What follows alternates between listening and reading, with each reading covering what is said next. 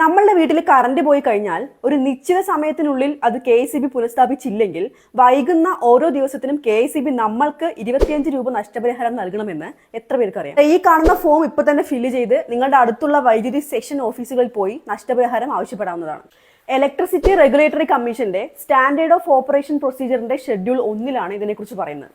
വൻ നഗരങ്ങളിൽ 12 മണിക്കൂറിനുള്ളിലും ചെറിയ നഗരങ്ങളിൽ 16 മണിക്കൂറിനുള്ളിലും ഗ്രാമങ്ങളിൽ 24 മണിക്കൂറിനുള്ളിലും വൈദ്യുതി പുനഃസ്ഥാപിച്ചില്ലെങ്കിൽ വൈകുന്ന ഓരോ ദിവസത്തിനും KEB നമ്മൾക്ക് 25 രൂപ നഷ്ടപരിഹാരം തരണം.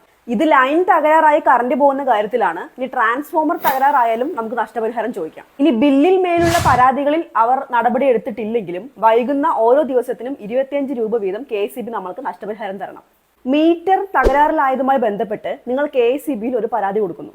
30 ദിവസത്തിനകം ഇൻസ്പെക്ഷൻ നടന്നില്ലെങ്കിലോ അല്ലെങ്കിൽ 30 ദിവസത്തിനകം പ്രവർത്തനം നിലച്ച മീറ്റർ അവർ മാറ്റി തന്നില്ലെങ്കിലോ നിങ്ങൾക്ക് നഷ്ടപരിഹാരം ചോദിക്കാം. അപ്പൊ നിങ്ങളുടെ അടുത്തുള്ള വൈദ്യുതി സെക്ഷൻ ഏതാണോ അവിടെ പോയി ഫോം A പൂരിപ്പിച്ചുകൊണ്ട് നിങ്ങൾക്ക് നഷ്ടപരിഹാരത്തിന് അപ്ലൈ ചെയ്യാവുന്നതാണ്.